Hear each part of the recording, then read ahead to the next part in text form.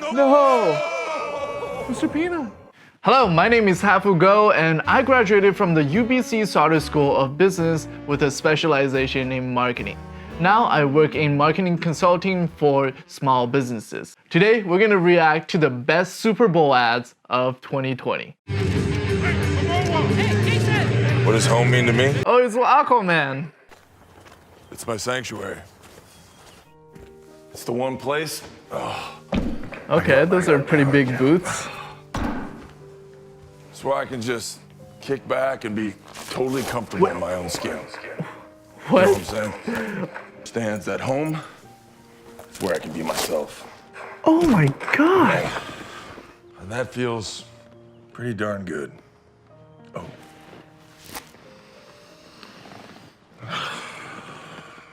Home is where you feel the most comfortable. God. And Rocket Mortgage helps you feel comfortable financing that home. First of all, that's just disgusting. It just completely ruined my image of Aquaman. But other than that, I think this is gonna be a really effective ad that people are actually gonna remember, because Jason Momoa, his whole brand is built on being buff, being muscular, being the Aquaman. But this ad is showing that it's just all an act.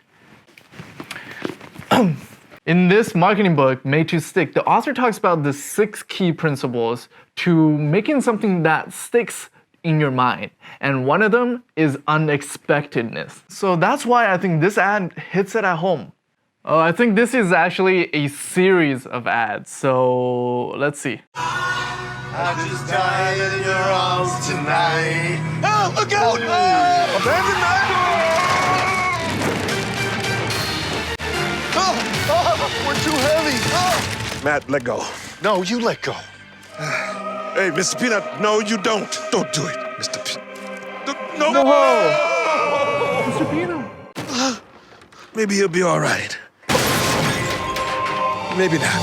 Just turning into roasted peanut. One thing you might not know is that this ad was actually created by Gary Vaynerchuk's company, Vayner Media. That one was just like meh, but let's see if the second part of this makes it better.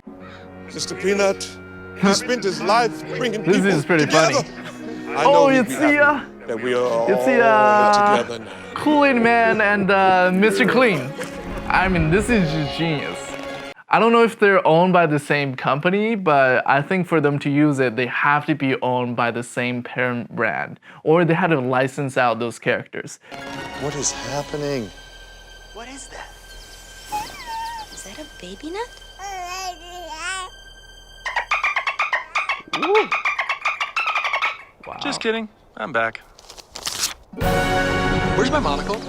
I mean, I gotta say, that's pretty cute. I didn't watch the Super Bowl because I'm Canadian, I'm not really into football, but I think the ad's performance really depends on how these two ads were set up to play during the Super Bowl. Best would be if the first ad played in the beginning and then the second ad played after like a quarter or something, so people didn't forget about it. First of all, Mr. Peanut himself, the character, is what we call a mascot. I'm sure you know that. But the reason why companies use mascots is because they're an incredibly effective marketing tool. The advantages of having a mascot is that one, they're owned by you. They're intellectual property owned by the company, so they can license them out, or they can create merchandise or a whole brand around the mascot. And two, the mascot, once you create it, it doesn't cost you any extra money to put it in anything that you want. And number 3,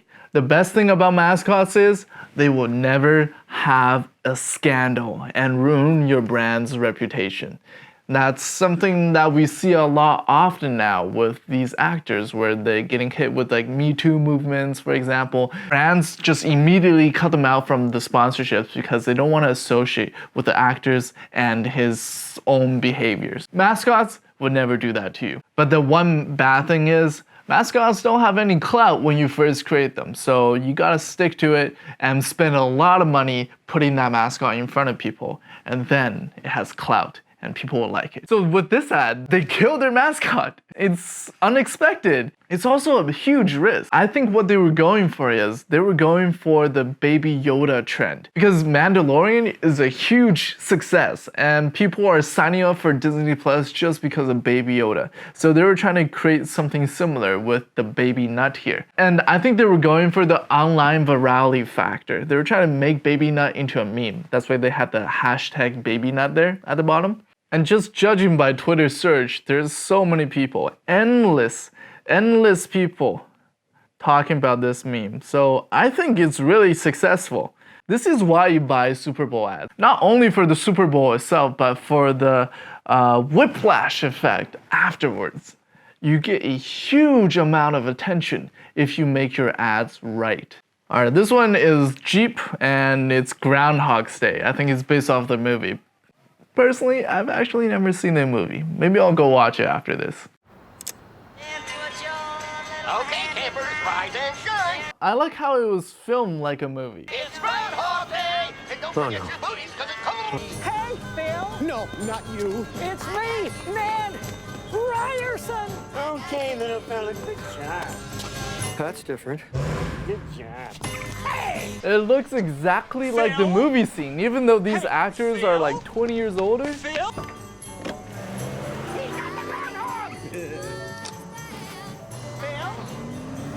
Hey, you're gonna freeze to death. I like how it was filmed like a movie. It really looks like a movie. Safety first. It's not personal. It's just a game. Not a bad day, huh? I don't know where we parked. I don't know where we parked. I'm following you. All right. That's amazing. That's amazing. And judging by the YouTube views, 59 million, I mean, it's doing pretty well. There's a lot of things working for this ad that's making it successful. One, it's playing off the fact that it's nostalgia. People remember and already know the concept, but it's introducing Jeep into their memories. So they already have a good association with the movie. Now they're associating those good memories with Jeep. And it's making that connection stronger, making people more likely to remember Jeep. Why did they choose Groundhog's Day and Bill Murray? I think the reason for that is because their target market is people who watch that movie. So the movie was released in 1993. That means if you watched it while you were like a teenager or something, you'd be around mid-20s to mid-30s right now. And I think that's who they're exactly going for. Not me, because I'm just early 20s and I have never watched the movie because I was too young. And I'm not in the market for a car. But those people who watch this movie would be at the age where they're shopping for cars. When thinking about your ad, it's really important to think about your target audience. Not everyone who watches your ad is gonna buy your product, but there is a select small group of people who might really connect with your ad and go out and purchase. You need to really focusing on who is gonna buy your product. Next, we're watching the Doritos commercials, and you know it's gonna be good because they always have good commercials. Oh, it's Lil Nas X, Cowboy. All right.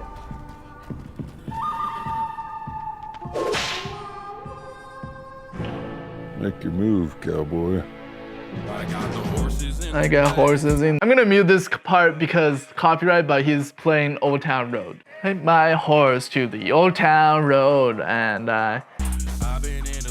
this ad was like okay. By this point, Lil Nas X is getting kind of stale, and the song Old Town Road, people are kind of tired of it. I think this ad overall just tried a little too hard. People are not gonna do that dance because it's not cool anymore. So that's why you really need to be on top of trends as a marketer. So you can really siphon attention from the thing that's hot right now towards your own product or brand.